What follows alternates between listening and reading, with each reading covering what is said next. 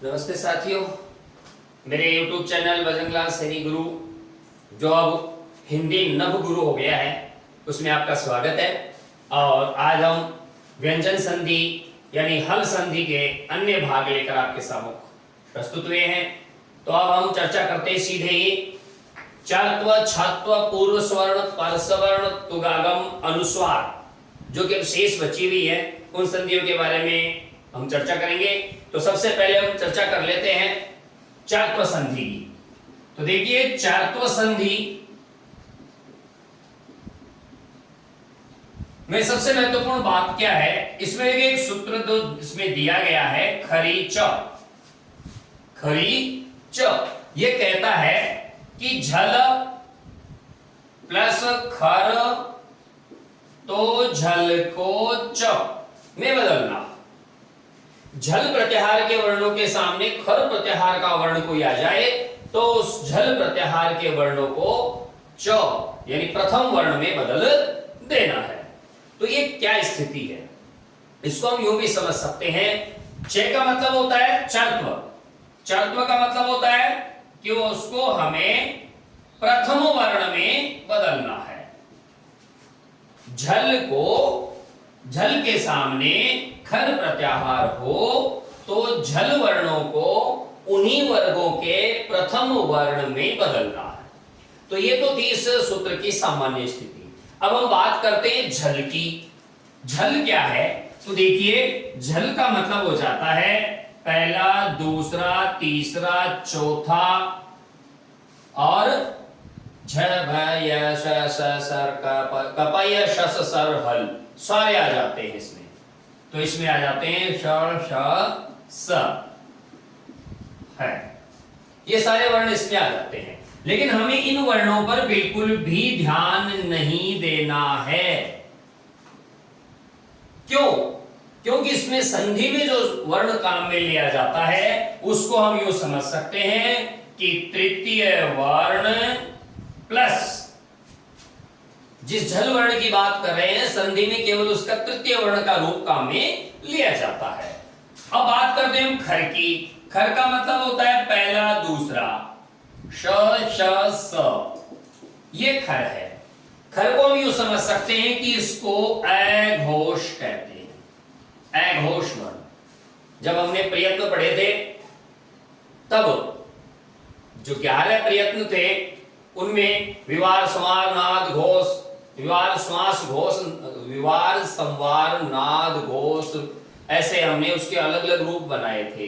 तो उन्हीं में एक है अघोष वर्ण। अघोष वर्ण पहला, दूसरा और तीनों से को अघोष वर्ण कहते हैं। तो इसका मतलब हो गया कि तृतीय वर्ण के बाद या तो पहला अक्षर हो या दूसरा अक्षर हो या श हो, श हो या स हो, ऐसी स्थिति हो तब ये तृतीय वर्ण अपने ही वर्ग के प्रथम वर्ण में बदल जाएगा। तृतीय वर्ण अपने ही वर्ग के प्रथम वर्ण में बदल जाएगा। यह है खरीच सूत्र वाली चर्त्व संधि। अब इसको हम उदाहरण से समझते हैं। उदाहरण है हमारे पास उद और सामने है पन्नह।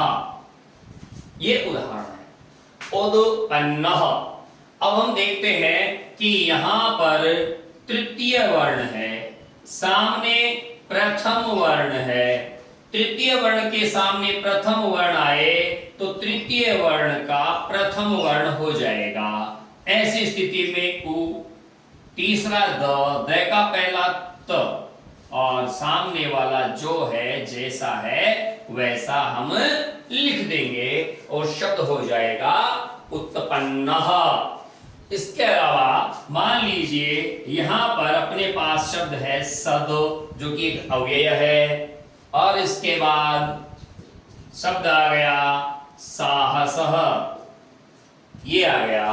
तो हम क्या देखते हैं कि ये तीसरा है, तीसरे के सामने तीनों स में से कोई एक है तो इसका मतलब हुआ कि हमें इस तीसरे को पहले में बदलना है। तो से दे का पहला ते सामने है सा, सप्त साहस है, ये हमारे पास शब्द बन जाता है। और समझिए इसको सद कर्मम, सद कर्मम। द के सामने यानी तीसरे के सामने पहला है तो तीसरे का भी आप पहला कर दीजिए, शब्द बन जाएगा सत्कर्मम। तो खरीचे सूत्र ये कहता है कि झल के बाद खर हो तो झल वर्णों के स्थान पर उसी वर्ग का पहला अक्षर हमें काम में लेना है, ये इसका मतलब हो जाता है। तो ये उदाहरणों से स्पष्ट है कि प्लस के पहले हमेशा तीसरा वर्ण होगा और प्लस के बाद हमेशा अघोष वर्णों में से कोई होता है, खर प्रत्याहार में से कोई होता है, तो झल वर्ण के स्थान पर उसी वर्ग का हमें पहला अक्षर लिख देना है। तो ये बहुत ही सरल स्थिति है। तो खरीचे सूत्र की यह सामान्य सी स्थिति हुई। इसके बाद हम बात करेंगे छत्व संधि की। छत्व संधि जिसका सूत्र है शस छोटी। तो ये सूत्र क्या कहता है? तो छत्व संधि में चलते हैं हम। शस छोटी कहता है झय प्लस श, तो झय का हमें करना है च और श का हमें करना है छ।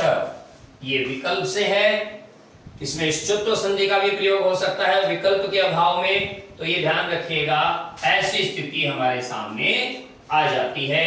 तो इसमें सामान्यतः जो शब्द उदाहरण काम में लिए जाते हैं वो प्रथम और तृतीय वर्ण के लिए जाते हैं।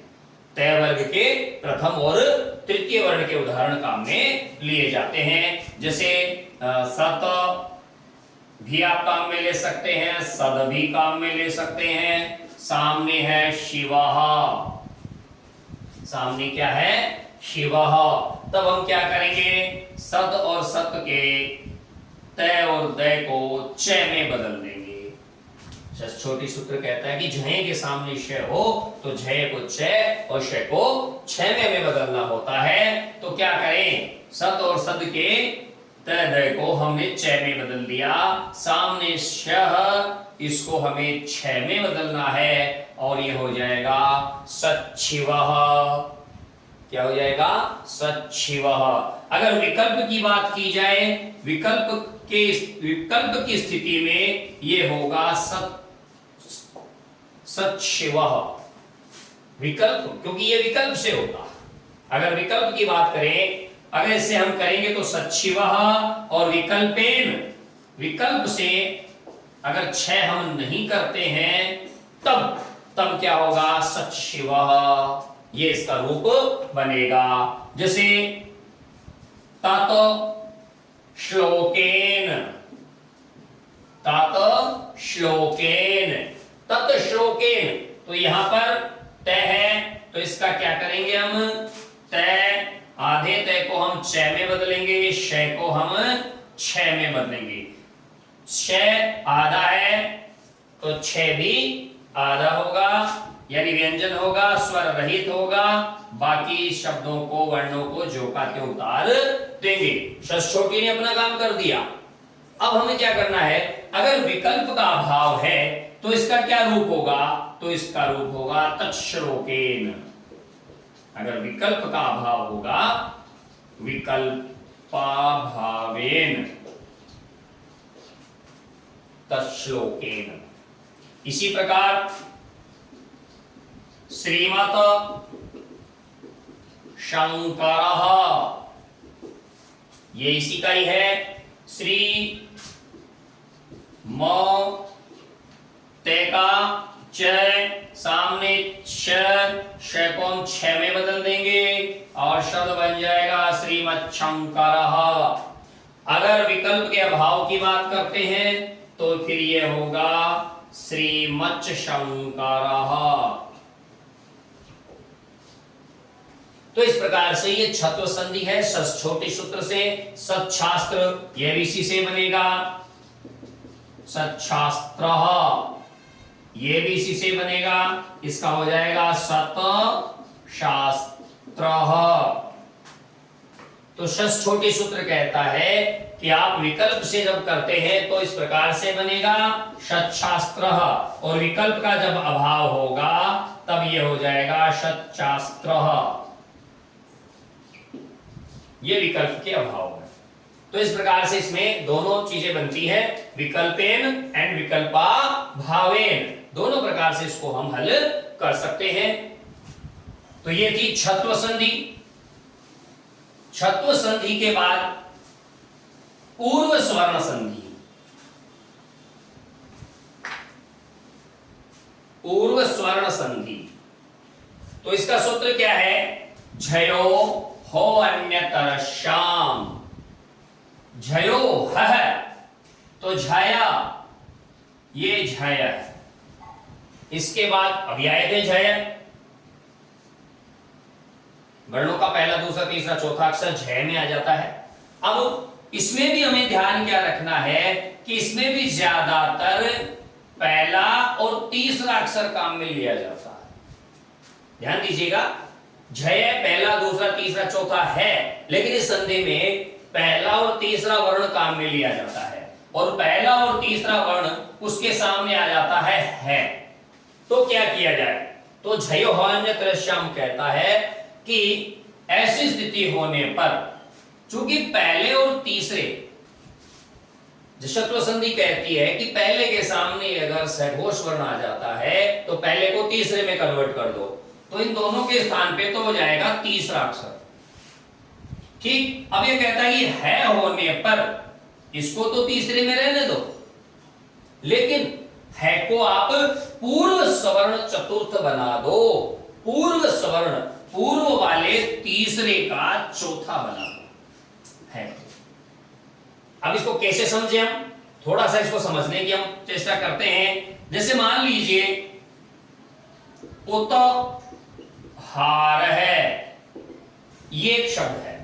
अब हमने देखा कि पहले पहला या तीसरा है, तो पहले और तीसरे को तो हमें बदलना है तीसरे में, ये बदल दिए, आधा था। अब है को तीसरे के चौथे में बदलना है। पूर्व यानी पहले वाले वर्ण का समान चौथा वर्ण लिखना है। तो पहले वाला वर्ण तय वर्ग का तृतीय अक्षर है, तो है को तय वर्ग के चतुर्थ अक्षर में बदलना है, और है को हमने तय वर्ग के चतुर्थ अक्षर में बदल दिया और शब्द बन गया उद्धार है। विकल्प के अभाव में इसमें भी स्थिति होती है, जैसे मैं आपको बताऊं, वाक हरिहि, वाक हरिहि, तो पहले का तो हम बना देंगे, तीसरा बना दिए, फिर जो है उसको इस तीसरे का चौथा बनाना है। तीसरा कै वर्ग का है, तो है को कै वर्ग का चौथा अक्षर बनाएंगे, तो ये हो जाएगा वाघरिहि। और अगर विकल्प की बात करें, उसके अभाव होने पर वाघहरिहि, वाघहरि और वाघहरिहि, विकल्प पाभावेन। अगर विकल्प नहीं हो तो वाघहरिहि, और है तो वाघहरिहि। तो इस प्रकार से पूर्व स्वर्ण संधि प्लस के पहले जो झय है यानी पहला और तीसरा अक्षर है उसको तो तीसरे अक्षर में बदलेगी, और उसके बाद जो है उसे पहले वाले तीसरे का अगला सवर्ण यानी चौथा वर्ण बना देती है। जैसे मान लीजिए वो तो रहता है, वो तो रहता है, यहां पर तय है, तय का तो हम बनाएंगे द, और है का बनाएंगे ध, क्योंकि द का चौथा बनाना है तो ध हो गया। है में जो स्वर था इसमें भी मिला देंगे, और बाकी शब्द बन जाएगा उद्धृतः। तो ये शब्द इसमें बन गया। तो झयो हो अन्यतरश्याम सूत्र से पूर्व स्वर्ण संधि समाप्त होती है। अब हम चर्चा करेंगे पर सवर्ण संधि की। पर सवर्ण संधि कैसे होती है? पर सवर्ण संधि को लत्व संधि भी कहते हैं। पर स्वर्ण संधि को लत्व संधि भी कहते हैं। अब इसमें क्या होगा तो वो आपको मैं बता दूं। इसमें क्या हो रहा है, इसका सूत्र है तोरली, ये इसका सूत्र है।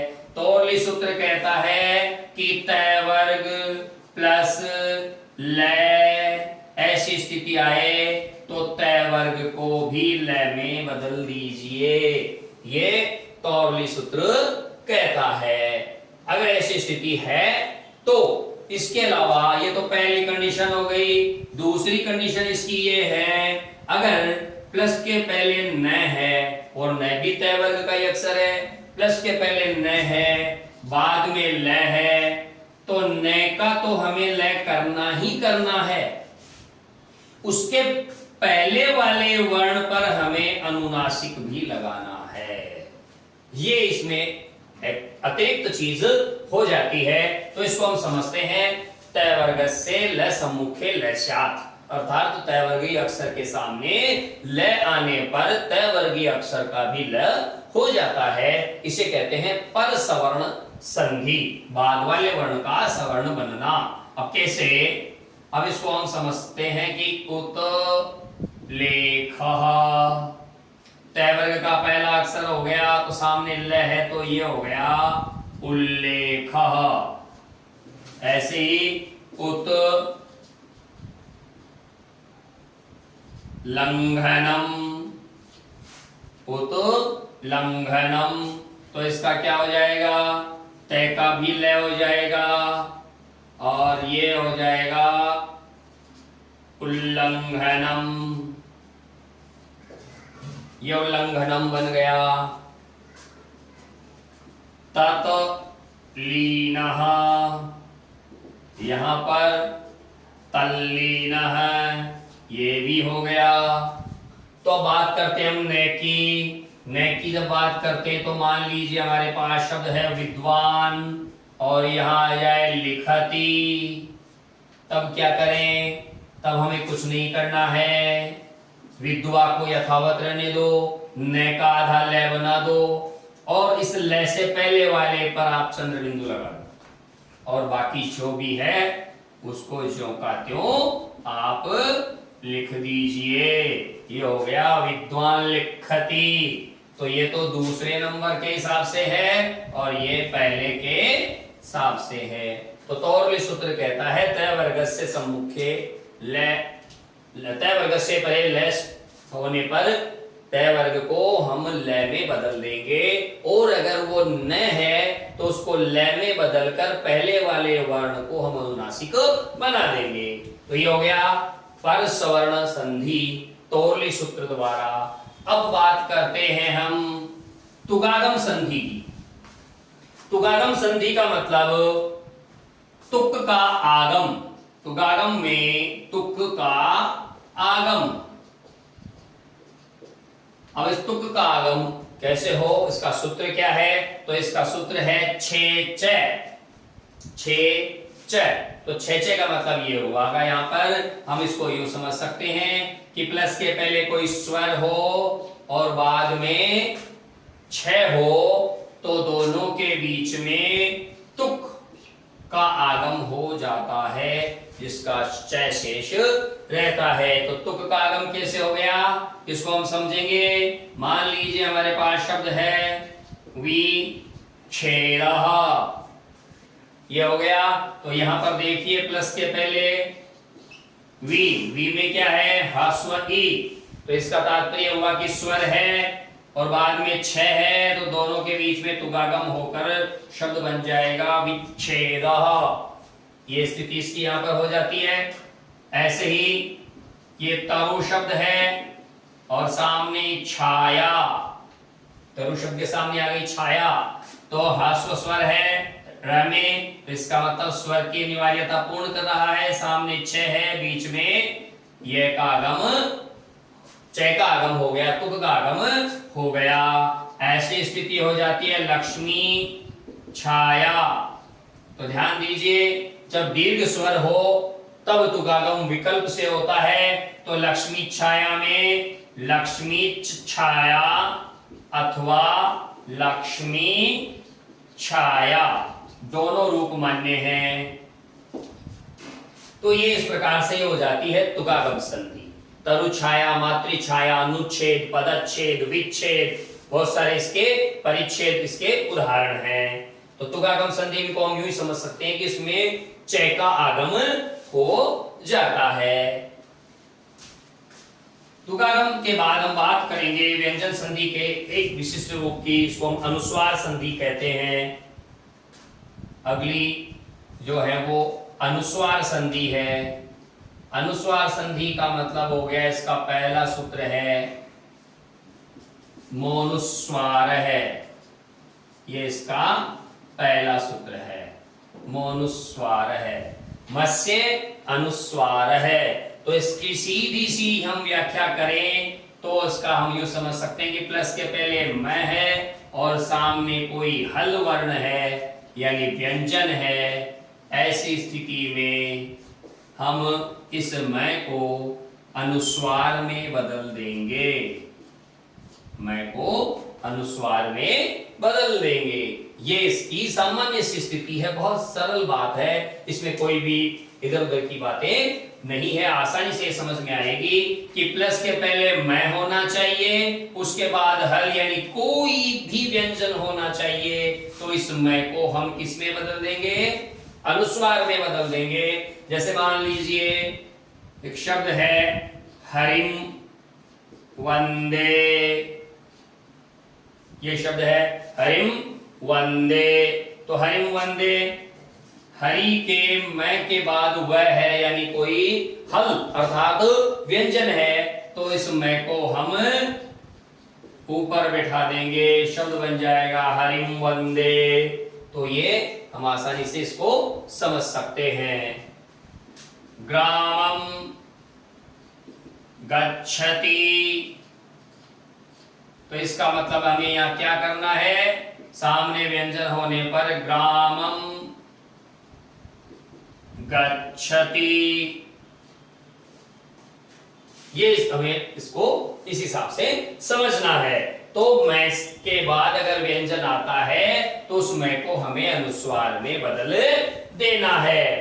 अब इसमें दूसरा कहता है कि नश्चा पदान्तस्य झलि, नश्चा पदान्तस्य झलि। एक सूत्र ये भी है, ये सूत्र कहता है कि अगर प्लस के पहले मैं या न हो, ध्यान दीजिए, प्लस के पहले मैं या न हो तो, और सामने झल वर्ण हो, प्लस के पहले न या मैं हो और सामने झल वर्ण हो, तो भी हम इसका क्या कर देंगे? अनुस्वार कर देंगे। हम इसका अनुस्वार कर देंगे। मैं या न होने पर भी हम इसका अनुस्वार कर देंगे। कब? जब सामने झल वर्ण हो। तो इसका अर्थ क्या होगा? हम इसको यूं समझ सकते हैं, यशान सी, प्लस के पहले मैं या न में से एक है, सामने स है कि जो कि झल वर्णों में आता है। झल वर्णों में ये देखिए मैंने यहाँ पे लिखा भी था, लेकिन कोई बात नहीं। झल वर्णों में 2, 3, 4 और श और है, ये झल वर्णों में आते हैं। झ भ य घ ढ धस गढ़ दस, जब गढ़ दस ख फ छट चट औ कपय शस सर हल, ये सारे झल कहलाते हैं। इनके में से जो है कपय शस सर आ गया झल में, तो इस न का हम क्या करेंगे? अनुस्वार बना देंगे। शब्द क्या बन जाएगा? यशांसी। शब्द क्या बन जाएगा? यशांसी। तो इस नश्चा पदान्तस्य झलि सूत्र कहता है कि अगर मैं न में से हो कोई एक, मैं का तो हम कर ही रहे थे, लेकिन अगर न भी है तो भी आप उसका अनुस्वार कर दीजिए। तो कर दिया हमने। अब देखिए इसका एक तीसरा सूत्र और है जो हमें ध्यान में रखना है। वो क्या है? अनुस्वार से यही पर सवर्ण है। अनुस्वारस्य यई पर सवर्ण है। ये सूत्र क्या कहता है कि अनुस्वार के बाद य प्रत्याहार हो, अनुस्वार प्लस य प्रत्याहार हो, तब इस अनुस्वार को पर, इसका पर सवर्ण करना है। अर्थात इसको यूं कह सकते हैं, सम्मुख वर्ण के वर्ग का पंचम वर्ण बनाना है। यह है अनुस्वार से यही परस्वर्ण है। तो इसको थोड़ा सा एक चार्ट के माध्यम से हम समझते हैं कि जैसे मान लीजिए ये है अपने पास अनुस्वार, अनुस्वार के सामने आ गया यय। अब यय का मतलब हो गया है वरट, है को छोड़ दो, ठीक, है वरट लन यम गण नम झबे गण दस झब गण दस कपय, कपय खब चढ़त चढ़तौ कपय, कपय यह तक, अर्थात पहला समस्त कै चे टे ते पै वर्ग एवं य व र ल। या हम यूं भी कह सकते हैं कि ऊष्म को छोड़कर सारे, ऊष्म वर्णों को छोड़कर सारे, ऐसी स्थिति आ जाए तब इस अनुस्वार को हमें पंचम वर्ण में बदलना है। पंचम वर्ण, अनुस्वार का तो कोई पंचम वर्ण होता नहीं है, सामने जो भी पद है उसी का पंचम वर्ण। इसका एक उदाहरण देता हूं मैं। जैसे मान लीजिए हमारे पास शब्द है अम कीता, तो अनुस्वार है इस ए पर, इसके सामने इनमें से ये वर्ग का अक्षर है, ये वर्ग का अक्षर है कै वर्ग का, तो इस अनुस्वार को कै वर्ग के पांचवें अक्षर में बदलना, कै वर्ग के पांचवें अक्षर में बदलना है, तो ये हो जाएगा अंग। अब चूंकि ये हलंत है इसलिए क इसमें मिलकर ये बन जाएगा अंकिता। ये क्या हो जाएगा? अंकिता। इसी प्रकार पम चम, तो इस प के बाद सामने च है तो अनुस्वार का ये हो जाएगा य और शब्द बन जाएगा पंचमः। सम कटः, सम कटम, तो क्या करें, सामने कै वर्ग का है तो ये हो जाएगा संकटम। इस प्रकार से हम इसको बदल सकते हैं। या मान लीजिए हमारे पास शब्द है गुम फीतः, तो क्या करें, सामने फ यानी प वर्ग है इसलिए इसको प वर्ग के पांचवें में बदलना है और शब्द क्या हो जाएगा, गुम फीतः। तो दोस्तों ये थी व्यंजन संधि यानी हल संधि के भाग में अंतिम भाग का जो वीडियो है ये है। इसके अगले वीडियो में हम विसर्ग संधि की चर्चा करेंगे, उत्व रुत्व सत्व विसर्ग संधि की चर्चा करेंगे। आप हमारे YouTube चैनल बजरंग लाल सैनिक गुरु, जो कि अब हिंदी नभ गुरु हो गया है, को सब्सक्राइब कीजिए, लाइक कीजिए, शेयर कीजिए और अधिकाधिक लाभ उठाइए हमारे वीडियो का। आप भी लाभ उठाइए और अपने दोस्तों को भी बताइए। धन्यवाद। जय तो संस्कृतम, जय तो भारतम।